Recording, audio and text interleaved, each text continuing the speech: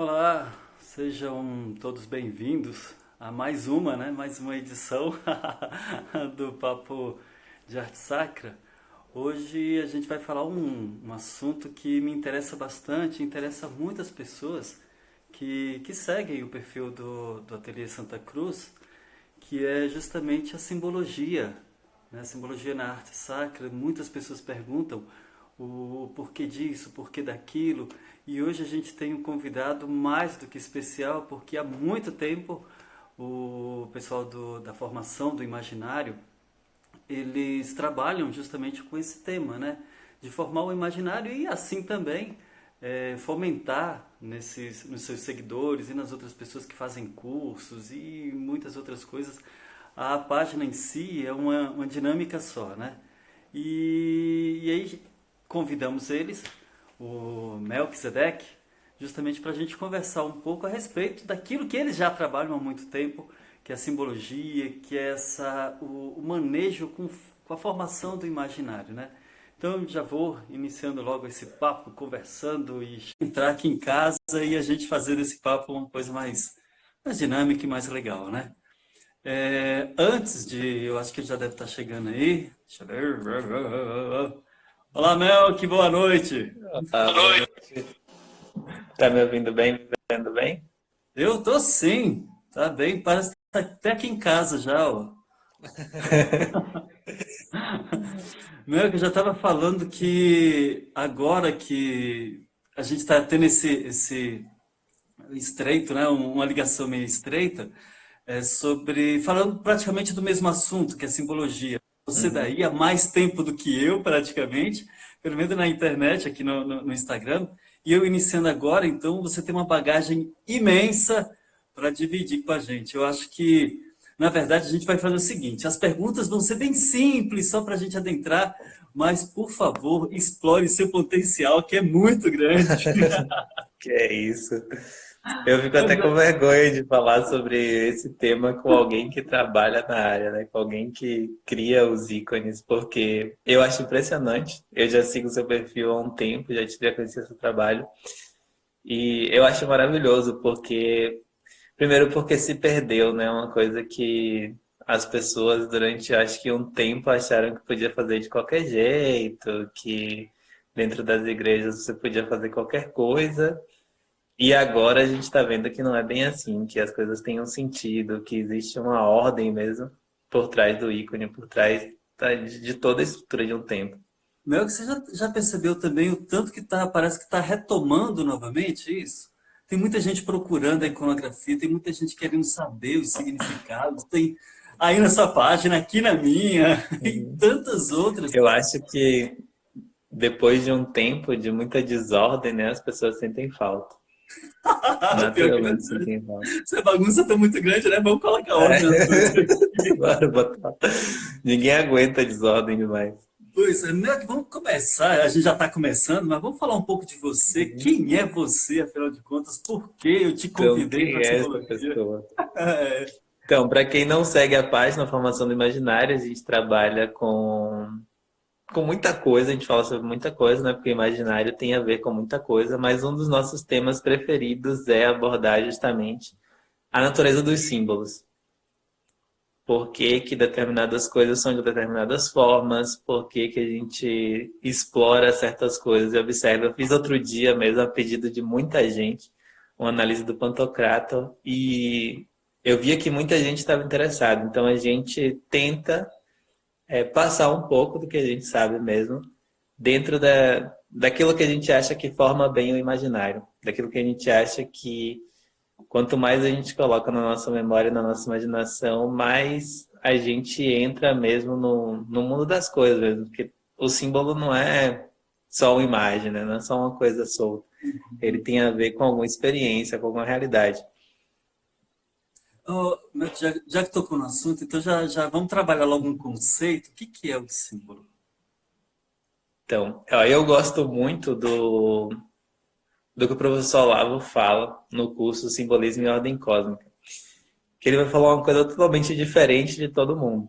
Então, ele parte daquele conceito da Suzanne Langer, que é um símbolo é uma matriz de intelecções possíveis. Então, falei um monte de palavra chata aqui, parece que não falei nada. Repete de novo que Mas não deu para o entender direito. símbolo é uma matriz de intelecções possíveis. Então, quando você olha para um símbolo, você pode inteligir um monte de coisas diferentes. Então, alguém olha para, sei lá, um símbolo da cruz e ela pode inteligir um monte de coisas. É só uma cruz, são só dois traços. E ainda assim você pode fazer intelecções ali quase que infinitas. Então, o símbolo ele é uma forma bem condensada de transmitir alguma mensagem, né? Ele transmite a mensagem em uma estrutura mais fechada. Só que o professor Lavo ele vai explorar um pouco mais isso aí, ele vai falar o seguinte: tudo que você olha, você apreende como também possibilidades. Se você olha para um gato, por exemplo, você vai, na hora que você olha para o gato, você apreende o que é o gato. No mesmo tempo, você aprende as possibilidades daquele gato. Ele pode saltar o muro, ele pode sair correndo, ele pode pegar um rato, ele pode brigar contra o gato. Então, a gente enxerga a realidade desde o princípio simbolicamente também. Então, ele fecha esse curso com a frase tudo é símbolo. Então, tudo é símbolo. A gente olha para as coisas meio que simbolicamente, sempre, sempre, sempre. Porque a gente não olha só a coisa. A gente olha também a gente vê no momento em que a gente enxerga a coisa todas as intelecções possíveis. Senão você não está vendo a coisa mesmo. Você tá distraído e você não está percebendo tudo que aquilo pode transmitir. E a gente faz isso o tempo todo. Vocês estão me vendo aqui agora e vendo o Walter na imagem da live.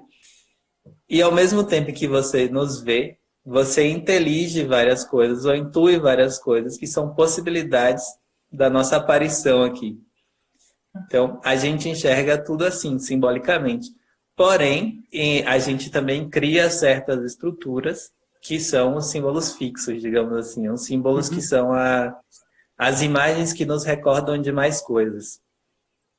Na nossa tradição, a gente tem, por exemplo, a cruz, a gente tem o próprio templo, né? A gente tem o halo, a auréola, várias coisas que fazem a gente pensar em inúmeras outras. E se você parar para pensar, você olhar só a cruz, por exemplo, você pode passar 10 anos pensando nisso aí e ainda vai inteligir coisas novas. É verdade. E elas são, de certa forma, dinâmica, né? Eu tenho um autor principal assim, que eu gosto muito de pesquisar, é quase um livro de cabeceira. É o dicionário de símbolos do Jean Chevalier. Chevalier. Exato! Ele é muito Esse bom. dicionário é muito bom, muito bom. E ele tem uma frase, agora você falando do Olavo de Carvalho, ele, ele tem uma frase que eu acho bonita, é vivemos no mundo simbólico e o mundo simbólico vive em nós. E é mais ou menos É essa isso troca mesmo. mesmo, né? Porque aquilo que a gente capta do mundo, a gente pode transformar também em símbolos para cada um de nós. Por isso que você falou que essa possibilidade de interpretações, que não deixa de partir exatamente pelo sensorial, né? Então, existe também um modo da gente pensar que, deixa eu ver como é que eu digo, a linguagem simbólica. Ela fala diferente para cada pessoa ou fala de uma maneira igual? Então, a princípio, aí entram duas coisas, né? O símbolo não é qualquer coisa. Eu não posso, sei lá, olhar para a cruz e pensar que está representando uma moqueca. Não posso olhar para a cruz e Não. pensar que está representando, sei lá, a festa de aniversário do meu filho. Então, embora ele passe várias intelecções possíveis, ele está restrito a certas condições da aparência dele, né? Da linguagem simbólica dele. Então, a gente tem que extrair aquela mensagem, como quando a gente escuta qualquer mensagem. Se eu ouço alguém falando uma coisa, eu tenho que decodificar de acordo com as palavras que ele está me falando. O Walter não pode me contar uma história lá do casamento dele e depois eu interpretar tudo errado. Né? Interpretar que ele se casou com outra pessoa, que ele se casou em outro lugar. Então, o símbolo também é uma mensagem, também é uma linguagem. Então, eu não posso extrapolar demais aquilo que ele nos transmite. Então, a princípio, ele tem uma mensagem é objetiva, digamos assim. Porém, é óbvio que quando o Walter olha para um ícone, ele consegue retirar muito mais coisas do que nós, porque ele tem mais apreensão dessa linguagem.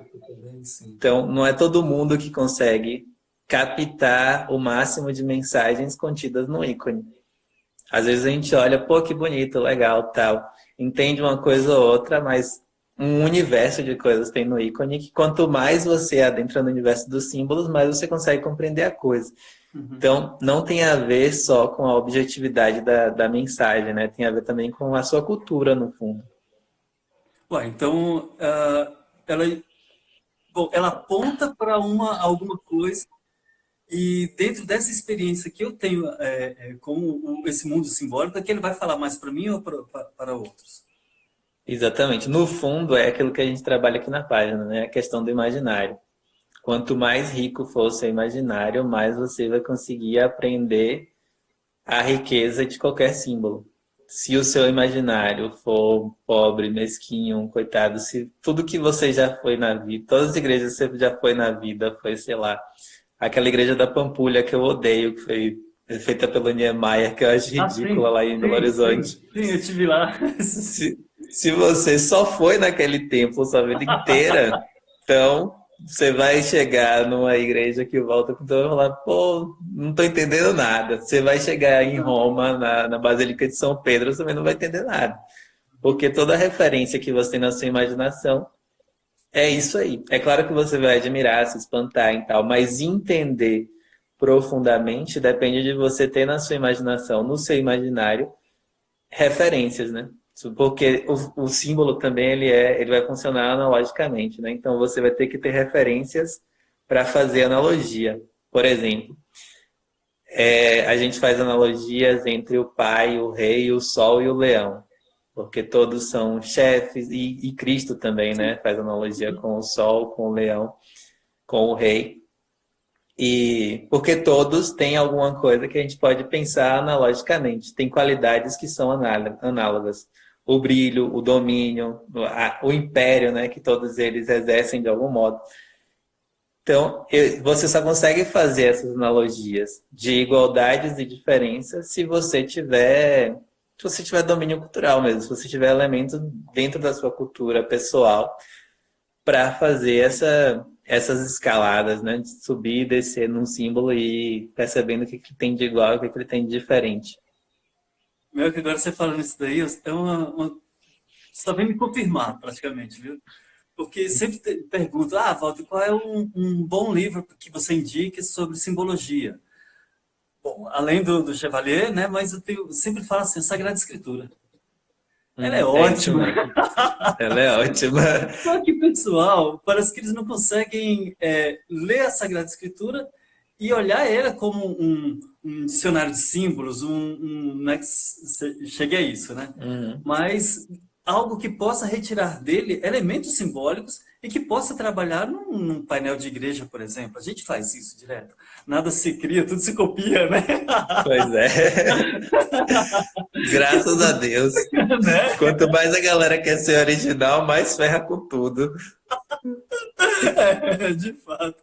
Aí a gente pega os elementos, como você falou agora, né? Fazendo essa analogia entre o leão, o sol, o Cristo que fez isso também, a luz, e tentar colocar de maneira plástica tudo isso que a gente capta da Sagrada Escritura já é uma grande coisa. Então é só tentar ler a Sagrada Escritura a fim de que retire de lá o seu conteúdo simbólico. Talvez seja isso mesmo. É isso mesmo. Aí a galera tem meio que medo, né? Acha que a Sagrada Escritura é um bicho que vai morder, que não vai entender nada e tal. Mas se você olha para aquilo ali sem querer viajar demais, só tentando aprender aqueles símbolos, aquilo vai se interiorizando em você de fato. Exato. A gente propôs no final do ano, né? A gente passou um desafio para a galera e falou: ó, tentem rezar um salmo todos os dias. O Então, se mesmo? as pessoas. Não, o 151, né? Rezar cada dia um. Então, tentem acordar de manhã e rezar um salmo logo quando você acorda. Porque você vai começar seu dia primeiro nesse reino. Você não vai começar o seu dia só pensando nas mensagens do WhatsApp, nas mensagens do Instagram, na live que você deixou de assistir. Você vai entrar em outro mundo. E os salmos, eles têm uma condensação mesmo simbólica na tua que é poesia, né? Que é maravilhoso. Se você fizer esse percurso depois de um tempo, você vai ter na cabeça imagens para compreender uma porrada de coisas depois. É, isso é de fato. Mas então, a partir desse tema aí, a gente já pode também falar como é que se forma o símbolo. Então, existe uma coisa, já que a gente estava falando no começo que tudo é símbolo, Uhum. que é dada por Deus, né? Existe uma coisa que não é a gente que constrói. Por exemplo, eu olho para o sol e eu percebo que ele tem um caráter de império, ele tem um caráter de luz, de força. Ele me ajuda a fazer meu jardim crescer, porque se ele sumir, meu jardim não vai crescer. Se ele for forte demais também, ele vai queimar com tudo. Então, existem coisas na realidade, na natureza, na ordem das coisas que passam alguma coisa, passam uma mensagem mesmo. Só que na hora que a gente precisa dizer ou precisa expressar essa coisa, a gente não consegue trazer toda a coisa nas nossas palavras, nas nossas imagens, né? Então a gente tem que condensar, criar uma estrutura que transmita esses elementos da realidade ou algum elemento da cultura de uma forma apropriada, de uma forma, primeiro, que tenha a ver e depois que as pessoas consigam entender. Então, se, sei lá, deixa eu pegar aqui um exemplo bem. Pronto, o cordeiro, né? Você vê um cordeiro, se você já viu um cordeiro sendo sacrificado, você vê que é a mansidão do mundo inteiro, ele não tá nem aí. Parece que tá indo passear com a namorada. Tá de boa, você leva, arrasta, pendura de cabeça para baixo. Ele pode dar um balido só assim, mas ele fica de boa. Você matar um porco, o porco vai fazer um escândalo desgraçado. Se você pegar um boi e ele perceber que ele está indo pro matadouro também, ele vai fazer um escândalo desgraçado. Mas Pouco que é um pior, né? cordeiro não. O porco é pior. O cordeiro não. Então a gente percebe que ali já tem uma história, já tem uma imagem. E aí depois você vai trabalhar culturalmente essa mensagem. E é assim que os símbolos se formam. Claro que eles não ficam parados, né, Uhum. no tempo, para o bem e para o mal. Às vezes um símbolo pode ser estragado, digamos assim, e geralmente ele é enriquecido pelas pessoas que sabem trabalhá-lo. Então, com o passar do tempo, ele vai sendo adequado a uma coisa ou outra, adequado a uma circunstância ou outra, porque nem sempre você consegue comunicar para as pessoas a mesma coisa do mesmo modo, né? Por exemplo, a gente vê que os ícones bizantinos e os ícones pintados na Europa têm uma certa diferença. Embora eles mantenham certos padrões, em alguns elementos eles podem mudar. Você percebe também, sei lá, representações de Nossa Senhora. A gente observa representações de Nossa Senhora que são a mesma pessoa, mas para comunicar alguma coisa a determinada cultura ou a determinada pessoa, você pode transferir algum elemento que seja mais fácil, culturalmente facilmente reconhecido. Não sei se E eu não estou vai falando deixar de ser Nossa besteira Senhora. também. E E também não não vai vai deixar deixar de de ser Nossa Senhora. ser. Exato. Agora, interessante isso daí, porque praticamente para a formação de um símbolo, dizer assim, tem essa influência cultural. Não só a influência cultural, também com as influências da religião em si, como a gente tem o fato do sol ter alguma coisa de muita grandeza para a gente, também pela experiência dos nossos ancestrais, né? E isso Uhum. vai passando de geração em geração até a gente condensar também tudo isso e se tornar algo simbólico para a gente, né? É engraçado você falando tudo isso, eu lembrei de Cláudio Passo. Cláudio Passo ele sabia resumir as coisas em tópicos, sabe? Ele é muito bom nisso. Uhum. E Neto tem vários livros, ele gosta muito de fazer isso. E o conceito de símbolo é justamente tudo isso que você está falando. By Cláudio Pássaro, né? Ele pega muito da Uhum. etimologia. O símbolo, sim, quer dizer união, união, bolos, parte. Então é a união das partes, né? E, de novo, Chevalier, ele confirma dizendo que simbolizar de certo modo, viver junto. Né? Então, aí, a partir daqui dali, a gente... parece que ele consegue condensar muitos elementos dentro de um só símbolo, dizer assim, de uma Uhum. coisa, né? Dizer assim. E o contrário, o diabolos, seria essa divisão de partes, né? A Uhum. divisão, a separação, e bolos também as partes, né? O símbolo e o diabo. Ele coloca muito bem isso. E dá para a gente perceber, então, que a simbologia, principalmente se a gente for parar e pensar no cristão, né, na simbologia cristã, ela une aquelas pessoas para esses determinados símbolos, essas determinadas coisas que a gente pode falar a mesma linguagem, né? Quer seja Uhum. o cristão, não vou dizer só o católico, né? O cristão ocidental, daqui da América do Sul, do Norte, Central, depois da Europa, toda essa parte ocidental do cristianismo, como também a mesma linguagem também lá para os orientais, uma coisa ou outra, a gente ainda se une nessa linguagem simbólica, né? O... Tem uma... Eu fazia uma experiência com os alunos meus, né? Quando eu estava falando com eles. Eu era professor de filosofia lá em Salvador. E aí tinha uma capela em frente à escola, que é a Capela da Sagrada Família, que é uma das poucas que tem vitrais e que não tinha iluminação interna durante o dia. Uhum. Então, no momento em que eu ensinava para eles sobre filosofia medieval, Santo Agostinho, São Tomás de Aquino, eu falava, ó, quem quiser depois da aula, ali umas 4h30, 5 horas, a gente vai na Capela da Sagrada Família para vocês verem o pôr do sol lá dentro. Aí eu levava alguns alunos e a gente ficava ali até a hora do pôr do sol. Eles falavam, poxa, os vitrais que eu estava vendo, quando o sol se põe, eles desaparecem. E era uma coisa tão óbvia, mas que eles ainda não tinham vivido. Eu falava, para as pessoas que não tinham iluminação elétrica, que essa era a referência aqui lá na Idade Média, isso aqui era tudo. O mundo deles estava representado aqui. Então as pessoas estavam unidas. E agora vocês entendem um pouquinho do mundo deles, porque vocês viveram uma experiência análoga, né?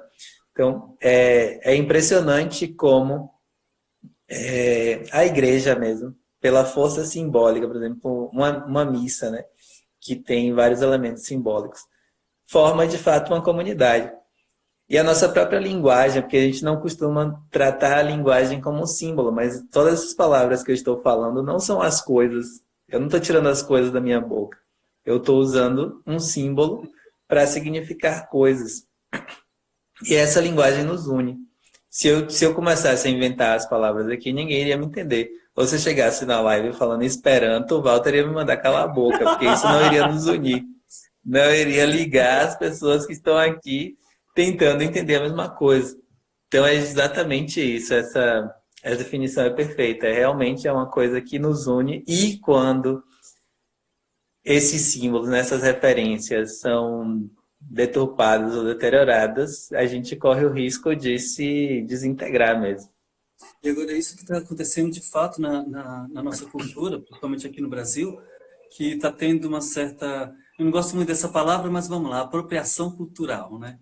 Que Uhum. estão tomando, parece, os nossos símbolos, que outrora o arco-íris simbolizava justamente essa ligação entre o homem, Deus e o homem, que marcado pela Sagrada Escritura, com tanta a força, e agora parece que estão justamente tirando, desintegrando essa ligação entre arco-íris com a religião. Como é que você vê isso, Mel? Que essa, não sei se poderia dizer mesmo realmente apropriação cultural ou simbólica, talvez? Eu acho que, de certa forma, eu acho que em alguns casos as pessoas fazem de sacanagem mesmo. Elas sabem que aquele símbolo representa alguma coisa de importante para a gente, para os cristãos, e no fundo, o que elas querem é destruir com a comunidade cristã. Então elas pegam esses símbolos. Existem pessoas por trás dos malucos que ficam na rua carregando um crucifixo ou pichando a imagem de Nossa Senhora ou qualquer coisa do tipo, que sabe que o símbolo tem influência na forma como a gente pensa mesmo, na forma Uhum. como a gente reflete sobre a realidade das coisas. Porque quando você pensa numa coisa, você não pega a imagem, né? Você pega um símbolo que você foi captando da realidade. Se eu digo aqui agora a palavra girafa, aparece na sua cabeça um símbolo disso. Seu imaginário retoma esse símbolo. Então, se as pessoas vão deturpando o que é uma girafa, se você liga a TV e aparece, sei lá, uma girafa de piercing ou um desenho bizarro de Uhum. girafa, e vão destruindo a referência que você tem à girafa, esse símbolo que te ajuda a compreender a realidade da girafa vai se deturpar e você vai ter dificuldade de entender uma coisa real, de observar na realidade aquela existência. Então, existem pessoas que de fato querem destruir os símbolos cristãos para destruir a experiência dessa comunidade mesmo e para tentar destruir um senso de fé mesmo, porque a fé também precisa desses elementos simbólicos. A gente E- não tem como retomar todas as experiências da fé, digamos assim, indo lá e vendo, né? Não é à toa que São Tomé, o dídimo que pediu para ver as chagas de Cristo, para confirmar que ele realmente tinha morrido, ele é chamado de gêmeo, né? Então, o que é um gêmeo? Um gêmeo é uma imagem. Ele reflete a mesma imagem do outro. Então, Entendi. ele é aquele que necessita dessa imagem para confirmar a fé. E a igreja é isso, no fundo, a igreja é isso, né? Ela vai te transmitindo as mesmas imagens que os apóstolos viram para que você possa confirmar a fé.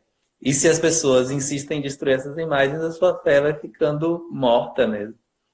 Não é à toa que o credo é chamado de símbolo da fé, né? Uhum. E Exato. que no fundo é uma história, né? O credo, no fundo, é É. uma narrativa. Creio em Deus Pai Todo-Poderoso, Jesus Cristo, que nasceu da Virgem Maria, desceu, foi sepultado, morto, desceu ao inferno, tal, tal. Então, tá contando história, tá simbolizando toda essa trajetória. Uma coisa que vocês já trabalham na formação do imaginário e que eu queria que você desse tentar resumir isso aqui, porque é anos trabalhando. Eu sei que quanto mais a gente Uhum. trabalha, mais entra pessoas novas, a gente tem que trabalhar tudo de Uhum. novo, né? É uma coisa, por mais que salve o histórico, por mais que faça vídeos, mas entrou uma pessoa nova, ó, sou novo aqui, o que que é formação do É. imaginário? Então, parece uma coisa assim, mas é assim mesmo, graças a Deus que tem esses que só assim a gente faz Uhum. uma recapitulada, né? Até mesmo para aquelas pessoas que já estão lá. Mas como é que o jeito que vocês mesmos trabalham lá na formação do imaginário, como é que é a forma que vocês trabalham o senso estético? Sabe, já que tem, agora nós estamos falando Uhum. já bem no campo aplicado mesmo da simbologia, né? Porque se tem o espaço sagrado completamente simbólico, mas isso é um simbolismo colocado em prática, né? Então você vê que Uhum. o altar tem o seu significado, você vê que o ambão tem o seu significado. Dentro da arte sacra, você sabe que aquele quadro quer dizer isso e aquilo, mas existem os quadros feios, os quadros bonitos, esse senso Uhum. da estética, como é trabalhado lá na formação do imaginário? Então, a gente tenta, sempre que as pessoas aparecem, perguntam e tal, a gente tenta primeiro, que é uma deficiência, eu acho, do nosso tempo, se inserir na realidade, né? As pessoas vivem mais no mundo das ideias, dos conceitos, do pensamento, do Exato. que naquilo que a realidade apresenta. Então, sei lá, você vê duas pessoas falando no Facebook, e alguém fala que atrás do Walter tem um ícone de Jesus Cristo, e alguém fala, não, eu não, minha opinião é diferente. Eu acho que ali atrás tem uma imagem da Frida Kahlo. E Sim, as pessoas aham. acham que estão discutindo de verdade sobre a experiência quando estão só gastando palavras, né? É como o professor Olavo fala, caiu um prédio ali e alguém diz, ah, não, eu discordo da sua opinião. Você está falando de um fato concreto e as pessoas ficam só no mundo das palavras. Então o primeiro ponto que a gente faz é esse. Então a gente pede, por exemplo, as pessoas observarem o nascer e o pôr do sol, para elas plantarem alguma coisa. cultivar uma hortinha, colocar um líriozinho em casa, uma orquídea, qualquer coisa. Por exemplo, se você planta uma orquídea e cultiva e cuida dela e ela floresce uma vez por ano e você pode admirar e depois ela morre e aí você vai ter que esperar tudo de novo, você entra num ritmo mais verdadeiro mesmo da realidade. E que a gente perdeu, né? A gente vive num ritmo que é o despertador toca às 5 da manhã, você levanta no pinote, vai pegar seu ônibus, vai para o trabalho, no seu trabalho você nem vê a luz do sol, depois você vai para o shopping, aí no shopping também você nem vê a luz, a lua, as estrelas, nem nada. Volta para casa e você perdeu toda essa participação na realidade e na natureza. Então, o primeiro ponto que a gente insiste muito é esse. Porque também não adianta você ler o dicionário de Chevalier se você não tem noção do que é o sol, do que é um pelicano, do que é um peixe. Você tem que saber que as pessoas criaram aquilo ali desde dentro da realidade. E o segundo ponto que a gente fala, primeiro, você observar a história da coisa, né? Você não partir, pegar, sei lá, os renascentistas e tomar os renascentistas como seu único ponto de referência para a representação da Sagrada Família. Então, se você só pega o Esteban Murilo, o Rafael, o Michelangelo para representar a Sagrada Família, você já está entrando no momento em que certas categorias simbólicas estão decaindo. Então, você vai perder um monte de coisa. Não é que aquilo não é bonito nem nada, é bonito, só que ali tem certas deficiências, digamos assim. As pessoas já estavam começando a perder essas referências simbólicas. Estava virando um carnaval. Então, a gente tenta lembrar para elas começarem do começo, né? Você não vai deixar de admirar Rafael, não vai deixar de admirar Michelangelo. Mas pensa assim, antes do Michelangelo fazer a Pietà, alguém já tinha representado Nossa Senhora da Piedade em algum lugar. Então vai lá antes e tenta ver como que as pessoas faziam isso e tal. Vai do comecinho mesmo, porque senão você perde muitas referências e você não consegue. E aí é como se você visse o seguinte, pronto. Eu sempre uso essa imagem. É como se o único leão que você tivesse na cabeça fosse o Simba, ou o único javali o Pumba. Porque você já quer que aquela imagem ali que te veio pronta de um determinado momento fosse o suficiente. Não, você tem que voltar, sei lá, para uma foto de um leão, um vídeo no YouTube que mostra um leão, se possível lá no safari, no zoológico. Porque quanto mais você vai entrando no começo das coisas, mais rica fica a sua imaginação. Mais rico fica o seu imaginário. Então essa é uma das coisas. E, por fim, a gente também fala para estudar o simbolismo, né? Pelo menos de algumas coisas. Sei lá, o simbolismo da cruz, o simbolismo do Pantocrata, que a gente mostrou lá na página, que tem muitos elementos da nossa fé mesmo, que a gente perde. Então, esse é a escala que a gente tenta fazer, né? Realidade, senso histórico e simbolismo mesmo. E agora, já entrando nesse mundo aí, vamos falar um pouco dos símbolos cristãos e como é que identifica eles nas obras. Agora eu falo em obras cristãs, não puxando a sardinha para a iconografia, mas isso também, né? Mas também para as obras de arte em si, El Greco, esses que você falou, da Capela Sistina, enfim, porque tem elementos. Uma coisa que eu achei interessante foi um rapaz que até me perguntou em inbox. Foi em inbox? Pior que não foi, não. Foi naquelas caixinhas de perguntas, sabe? Mas tudo bem. E ele perguntou o que é que tem um triângulozinho com um olho dentro. Um símbolo do Illuminati estava fazendo lá em Roma, lá Aí eu, caraca, que massa. Então eu acho que o cara, eu não sabia responder de acordo com aquela visão dele, porque eu não sei nada de Illuminati. Eu sou católico, sabe? Católico mais de interior possível. Eu acredito naquilo que diz o credo. Acabou, sabe? É ali, a minha fé está baseada ali. Agora, quando vem essas... Cara, o caboclo sabia de Illuminati, sabia de maçonaria, eu não entendo nada disso. E como é que a gente faz, já que está tão poluído aqui, como é que a gente faz para reconhecer realmente como é a simbologia cristã dentro das obras de artes cristãs? Ultimamente está sendo difícil isso, né? Então, está sendo difícil, Olha, eu falo com os meus alunos que são católicos para dar um primeiro passo não vai ser nem você estudar, né, para você compreender a simbologia cristã. Mas vai para a missa, numa missa que seja legal, que não tenha muita estripulia, faz uma adoração ao Santíssimo, porque isso aí vai ser primeiro a base para tudo que depois você vai construir, porque você está diante do Logos Divino, né? Ali Sim. na missa. Até na missa esculhambada, você está diante do Logos Divino. Então, ali é a própria sabedoria, a própria palavra, palavra de verdade, com P maiúsculo, comunicando alguma coisa para a gente, comunicando a si mesmo para a gente, né? Então, eu acho que para quem é cristão, o primeiro ponto é esse. Se você não é católico, sei lá, tenta fazer algo que se pareça, vai ler a Bíblia, faz uma adoração ao Santíssimo também, mesmo que você não seja católico, vai lá na igreja e fica ali tentando entender o que que é aquele mistério, o que que é o mistério da encarnação e tudo mais. Porque eu acho que o ponto de partida do cristão tem que ser justamente o credo, né? Tem que ser justamente aquilo que aconteceu. Então, Cristo aconteceu de verdade. Não é não é aquele ícone só, não é uma imagem, não é só um símbolo, é uma pessoa que preferiu vir aqui e fazer tudo aquilo pela gente. E dessa experiência, né, desse negócio impressionante, que é Deus que vem e convive com a gente, nasce todo o resto. Então, o primeiro ponto de partida é você participar dessa experiência. Depois é você fazer aquilo que eu falei no começo. Ver do comecinho. Tenta, por mais que seja difícil, você tem ali as imagens das catacumbas que não estão tão bem preservadas, tem deterioração do material e tal.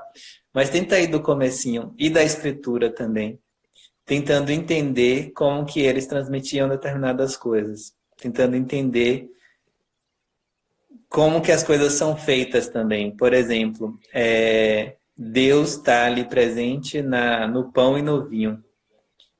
Como que o pão é feito? Como que o vinho é feito?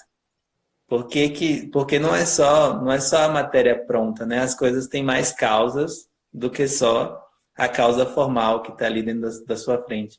As coisas têm outras causas. Então, por que que Deus escolheu este elemento que é feito de trigo, que o trigo precisa ser cultivado de determinada forma, trabalhado de determinada forma para depois virar pão?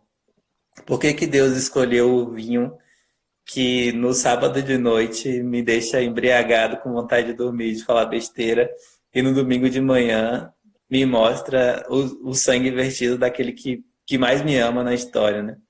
Então, a gente tem que saber aquilo a que as coisas se referem. E depois fazer esse caminho na história mesmo.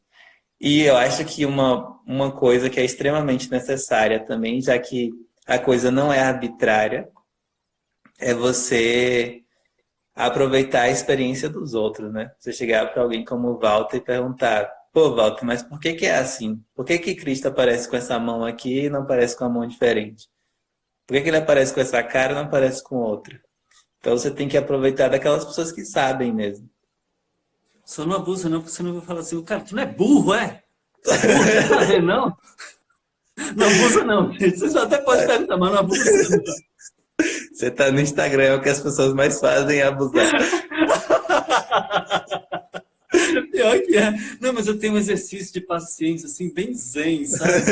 Então tá tranquilo, tá tranquilo. Não tem problema não. Tem uma pergunta que, justamente nesse momento que você foi falando dos pontos de partida, para o reconhecimento simbólico nas obras de artes, nesse universo cristão. E o Wesley Macedo, olha só quem é, meu querido, um grande abraço. Ele perguntou aí, voltando assim um pouquinho só, o ponto de partida da simbologia é a contemplação? Bom, não deveria ser bem a contemplação, porque a contemplação ele já é um estágio bem avançado, né, da coisa. Uhum. E aí depois ele pergunta logo em seguida, percepção do mistério. Você poderia repetir novamente esse ponto de partida da compreensão simbólica? Então, eu acho que o ponto de partida, como eu estava dizendo, é você perceber de onde as coisas nascem. Ainda não é contemplação, né? Pronto, você tem que observar a coisa como a coisa acontece. Então você tem que Você tem que olhar para o colocar sol no lugar. nascendo, o sol... É meio Se colocar no lugar. Alberto Caeiro, né? Ser bem seco. Olhar a coisa como ela é e É, acabou. Sabe, olhar a coisa como aquela ela é e flor ali, acabou. ela nasce porque ela nasce, acabou. Uhum. Não vamos fantasiar Acabou, a coisa, não. exatamente isso. Aqui em casa, aqui onde eu moro, né, os lírios estão brotando, estão nascendo.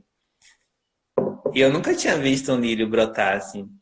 E eles brotam mesmo ao Deus dará. Eles fazem na rua inteira a tomada de lírio. Caramba. Então, não é que eu não entendia a mensagem de Cristo quando ele falava olhar os lírios do campo. Mas agora que eu participei da experiência na realidade, tem um significado mais vivo para mim. Então é isso que eu recomendo, né? Você observar na realidade de onde que as coisas saem, porque o símbolo por si só ele basta. Ele basta por si só. Mas ele vai se enriquecendo à medida que você compreende o que ele te transmite na realidade. E também existe um aprofundamento dessa vivência simbólica, né? E Uhum, é isso mesmo. É. quanto mais a gente está imbuído no mesmo assunto, ou então vai pesquisando cada vez mais, a gente tem uma bagagem, parece que fica expandida, assim, a cabeção, né? Dizer assim. A É outra, isso mesmo. uma outra pergunta aqui, deixa eu ver. Ah, tá. Vamos falar um pouco dos símbolos. Eu acho isso tão legal. Vamos. Eu Vamos voltar um também. pouquinho. Deixa eu ver aqui. Tem eu acho que um comentário também. Deixa eu ver aqui. Também não é querer entender tudo. O sobrenatural não cabe na nossa cabeça. É, de fato, não. E mesmo, eu acho tão interessante porque até Jesus, na Sagrada Escritura, ele, para que fosse de maneira muito didática, que a gente entendesse o que, que era o reino dos céus, o que, que é o céu, o paraíso, ele falava, ah, não, o reino dos céus é semelhante a isso. E essa semelhança faz com que a gente comece a compreender de maneira ainda meio lenta, meio devagar, né? O que, que é essa grandiosidade que é o reino dos céus. Então é sempre de acordo com uma semelhança ou outra. E uma coisa bem interessante é que justamente essa mesma didática que teve Jesus, essa pedagogia, né, que tem que começar assim das coisas que a gente está acostumado a fazer. E para se lançar sei lá, falar de um pantocrato, teve uma pessoa que me perguntou teologicamente o que era o pantocrato, eu falei, cara, não faça isso não, porque senão eu vou ter que fazer um vídeo dessa grossura aqui só para explicar teologicamente o termo, porque o termo é profundíssimo. E aí o caboclo me pede para explicar só no story, não dá. Falando Não nisso, dá. meu, você está fazendo essas é, explicações aí do Pantocrato em uma story? Me ensina Não, isso! não. Ah, Foi tá. uma porrada de stories. E assim, depois que eu acabei, a galera ainda ficou, por que você não explica tal coisa? Aí, se eu não vou fazer mais nada da minha vida, né? Eu vou ficar só aqui falando disso. Aí teve uma hora que eu falei, não, agora a gente chega, a gente para aqui. Eu só falei da simbologia da mão, da auréola cruciforme, do halo cruciforme, do nome, né? Só muito rápido, assim. Foi basicamente da divisão também do rosto, todo mundo ficou impressionado. Ah, E da Misericórdia e Justiça? isso. Ah, aquele é E bonito, aí né? aquilo é muito bonito, muito bonito. E você vê como que é uma coisa pensada com muito cuidado. É uma coisa que alguém pensa no cara que fez aquele pantocrata que é o mais antigo que a gente tem, né, lá do Mosteiro do Monte Sinai. Ah, sim. Aham. Cara, a Principalmente a gente técnica. tem A é uma técnica do dádiva assim imensa ali é um ensinamento. poder contemplar aquilo. E parte a partir daí, daquela experiência que a gente já tem, né? A primeira vez que eu vi um ícone, cadê o ícone? Primeira vez que eu vi, eu estou Uhum. apontando para frente, mas ele está atrás. Primeira vez que eu vi um ícone, eu achei feio, muito feio mesmo. Principalmente por causa desse rosto aqui, que não Uhum. parece com uma pessoa. Não Esse bate. nariz muito alongado, assim, não é. O rosto muito alongado, a boquinha pequenininha demais, não parece com uma Uhum. pessoa. E aí, ao mesmo tempo, meu, convida a querer saber, ué, mas por que que ele é assim? É. Sabe, existe.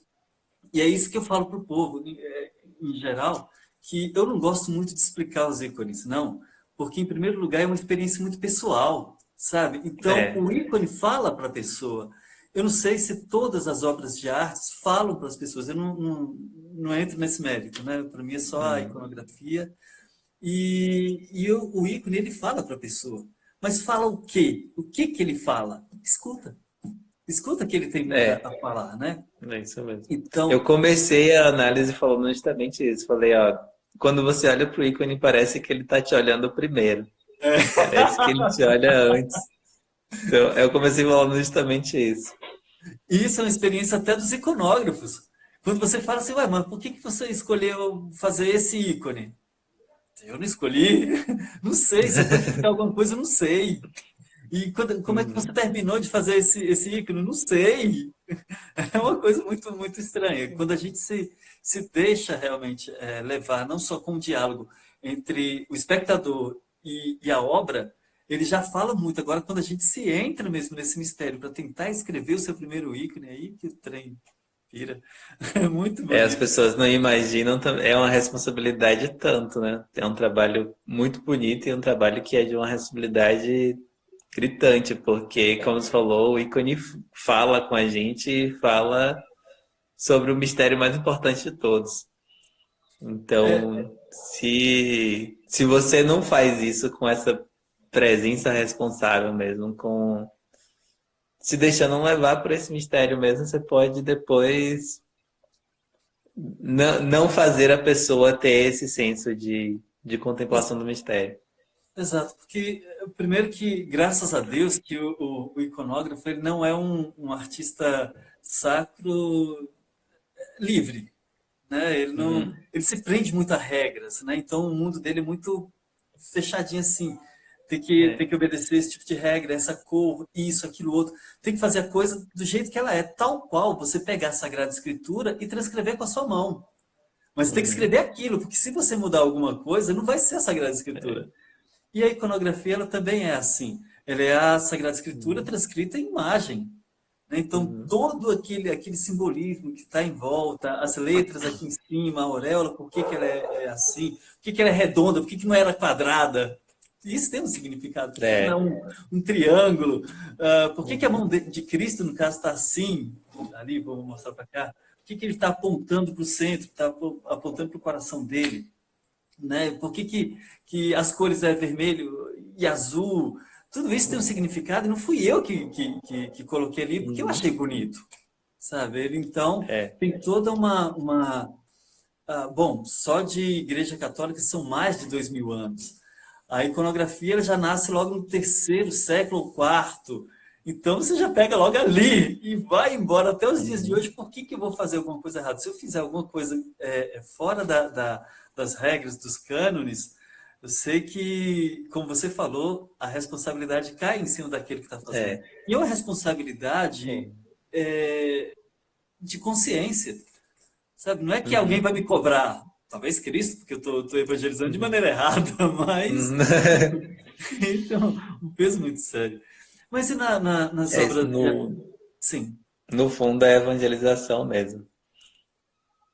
Porque também a gente fica calado. O É. iconógrafo ele não aparece. Né? A gente não assina a obra. A gente não coloca Uhum. lá Walter É. Wellington, bem assim, sabe, para mostrar que eu sou o cara. Só Não tem tem. isso não. A gente fica bem lá no fundo do ícone. Ele está lá Uhum. atrás, para a traça comer, porque é no papel que a gente assina, né? Então, para a Aham. traça comer, não é para a gente. Então, quem É está uma das vendo... coisas que a gente primeiro explicou aqui desde o começo da página, quando apareceram alguns artistas cristãos fazendo pergunta e tal, a gente falava, ó, até alguns séculos atrás, a obra de arte cristã não era sequer assinada, porque não fazia referência ao artista. De fato. E o artífice, na verdade, é o Espírito Santo, não é eu ou outro Né? iconógrafo, né? Isso com relação aos iconógrafos. Existe uma diferença assim, exorbitante entre Uhum. É, iconografia e a arte sacra dessas que você sacra. vê, as modernas hoje, as contemporâneas, né? Uhum. Então, vamos falar um pouco de simbologia. Deixa eu calar minha Vamos. boca aqui e Vamos passo a lá. bola para você. Faz uma análise aí, não sei, deixa eu ver, de alguns pontos que vocês abordam geralmente lá eu falo lá na sua página, Formação mas do é bem aí, né? imaginário. É, mas é bem aí. Eu tô Ah. falando da formação do imaginário, no caso. O... Qualquer imagem? Sim. É porque o que eu Ó, queria tem uma mostrar, imagem. Pode falar. o que eu queria mostrar é que existem símbolos, alguns pontos assim que, se você Uhum. observar isso, ele quer dizer isso. Porque senão eu vou Entendi. falar da iconografia, eu não queria mostrar ela agora. Vamos Aham. falar da arte sacra no contexto geral. Então, tem alguns símbolos que são assim meus preferidos, né? Eu gosto muito do pelicano, que não sei se vocês já viram, é uma mãe pelicano se bicando, picando o peito, retirando a carne e o sangue vai jorrando, e ela está alimentando os filhinhos. Porque ali está representado o sacrifício de Cristo. É um pelicano com filhinhos alimentando os filhos com a própria carne. Então está representando o sacrifício de Cristo, está representando a missa, porque a missa também é a mesma coisa. Está representando o momento específico da Eucaristia, está representando a hóstia, o vinho consagrado. A Você vê ali maternidade. a maternidade, exatamente. Você vê naquele símbolo que é tão pequenininho, tão normal, né, aparentemente. Um mundo de significados mesmo, um mundo de referências. E que é uma coisa bonita, porque é uma expressão do sacrifício que ao mesmo tempo tem uma certa pureza. Não é aquele sacrifício sangrento, né? Aquele sacrifício violento. Você olha o pelicano, você vê tanto o sacrifício quanto a pureza. Tanto a dor também, que tem um elemento de dor ali, quanto a pureza daquela circunstância que ele tá revelando. O meu, que agora você falando aí, eu comecei a viajar aqui, sabe? Essa é Uhum. o objetivo da simbologia é essa, né? Enquanto você fala uma coisa, a mente da gente já vai viajando. Enquanto você Eu está quero falando ser aí, viagem com a gente. é verdade, eu lembrei da minha esposa aqui, você falando do sacrifício do pelicano, eu vejo a minha esposa e lembrando como ela pegava um pano para dar a, a- amamentar a minha filha mais nova, né? Que ela sempre teve problema. Eu sempre falo assim que minha esposa era uma vaca parideira, não leiteira. Então, ela não amamentava tão bem, né? E ela colocava um pano na boca, porque a criança sugava até sangrar mesmo, feria, e ela tinha que colocar o pano na boca para sentir a dor e falar, vai lá, manda ver. Né? E encerrava. E eu lembrando aí do pelicano, será que o pelicano faz isso de verdade? Eu não sei se ele faz, mas assim, a gente consegue construir analogicamente. O Verdade. maravilhoso é isso. A gente consegue observar em um fenômeno que, se você não tivesse essa referência, você não ia conseguir conectar, né? A um dado da realidade, um ponto que você observa e que vai te guiando por outras veredas. A maravilha do símbolo é esse. E Uhum. quanto menos símbolos a gente tem na cabeça, menos a gente consegue Exato. aprofundar isso nas analogias. Não sei, eu queria que alguém dissesse aí, analisa tal coisa. Ah, se vocês Ou quiserem, eu você também vou entrar na brincadeira. Aí, aí tem você. um.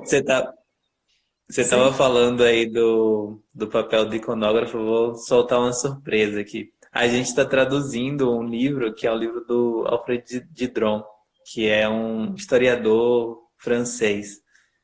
E ele escreveu esse livro a pedido do Victor Hugo, que ele falou, ó, a simbologia está se perdendo. Então ele escreveu um livro que é História da Iconografia, uma história de Deus. Então ainda nesse ano vai demorar um pouco, vai demorar, sei lá, até setembro, outubro, mas a gente vai colocar isso aí para quem se interessa para compreender mesmo o que é iconografia, compreender isso que o Walter está falando, né? Que um ícone é uma transcrição da escritura mesmo. E ele vai explicando ali como que isso se formou, por que que é uma transcrição da escritura, por que que você não pode modificar certas coisas, por que que você tem que fazer certas coisas em determinados padrões, por que que você não pode transferir algo que se refere a Cristo, para falar de um mártir, para falar de um santo, para falar de Nossa Senhora. E cada ente ali tem uma forma de ser escrito. Exato. A gente tem poucas bibliografias em Uhum. brasileiro, português, né? Portugal mesmo tem muita coisa boa, mas quando chega aqui é um absurdo de caro. A gente É, recorre muito ou caro. à literatura italiana, porque tem uma vastíssima. Essa tradução vem de qual língua? Do francês, a gente está traduzindo do original. Pois bem, Ele era então. francês, ele já morreu tem uns 100 anos, eu acho. Mas assim, é uma das coisas mais descrita detalhe por detalhe, assim, que eu já li. E aí a gente chamou uma galerinha para ver se a gente traduz e solta aí para quem tem interesse. Isso vai ser uma grandiosidade, uma preciosidade para a gente, viu? Porque a nossa bibliografia é muito limitada, muito mesmo. Está Uhum. começando a É. vir crescer mais agora, né? Com esses encontros de arquitetura e arte sacra promovidos pelo CNBB. A gente que de vez em quando Uhum. solta algumas coisinhas aqui também para chamar esses Uhum. tradutores aí de internet, né? Por favor. Vamos lá para o primeiro, Wesley. Alguns ícones. Ih, vê para mim, ó. Aparecem com letras. Essas letras podem ser consideradas símbolos? Depende. Essas aqui, por exemplo, aqui atrás de mim, né? São formas abreviadas de escrever o nome de Jesus Cristo, Jesus Christos. Aqui, né? A primeira e a última letra em grego da palavra Jesus é como se fosse um J e um S aqui, né? Jesus Christos. O C, o X aqui seria o C, né? E Uhum. o C aqui seria o S, né? Cristo, Jesus Cristo. Então seria o O, né? Então aqui, essas três letrinhas aqui, o Roon, grego também, quer dizer o ente, o eu sou, aquele nome revelado a Moisés no Monte Horebe. E deixa eu ver o que mais que teria. Geralmente aqui, acima do ombro de Jesus, teria o nome de Jesus, né? Ou melhor, a referência a quem é que esse Jesus é. Esse daqui é o Salvador, né?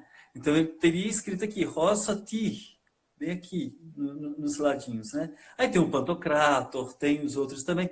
Então, na verdade, são formas abreviadas de escrever aquilo que está na nossa cara, né? E também são profissões de fé. Isso daqui, esses três letrinhas Uhum. aqui, só para Jesus que está escrito, Ron, né? Eu sou. Então, Jesus é aquele que é, né? Deixa eu ver, temos mais alguma? Ó, o Melk. Eu gostei quando a Viviane me Ah, chamou de é. Melk. Eu prefiro que você, eu prefiro que você explique agora. Eu não sabia do nome acima do ombro. Ah, sim, verdade. Mas é o que estava perguntando? Deixa eu ver. O Perguntei simbolismo de roupa, das não. cores das roupas. Ah, sim, tem umas coisas interessantes com relação à roupa. A roupa, deixa eu ver. Eu vou tentar aproximar esse pequenininho aqui para vocês verem uma coisa. Nossa Senhora, aqui vai dar para ver bem. Aqui Uhum. Nossa Senhora está vestindo essa cor aqui de baixo é azul e essa daqui é púrpura. Em Jesus, a roupa que toca a pele dele é púrpura e o que está sobre ele é azul. Geralmente o púrpura, símbolo de divindade, Jesus é Deus. O azul, símbolo da humanidade. Ele é Deus revestido de humanidade. Ele estava desde o tempo, assim, desde o princípio, e aí se encarnou. Nessa encarnação, ele foi revestido de humanidade. Então, Jesus é Deus revestido de humanidade. Agora, olha só que belíssimo. Nossa Senhora é humana, como é mãe de Deus, ela foi revestida da divindade. É o contrário, olha lá. Deixa eu ver como é que a gente faz assim, né? Fazer assim. Aqui, ó. Jesus Isso é é muito Deus, bonito. revestido de humanidade. Nossa Senhora é humana, revestida de divindade. Então, essa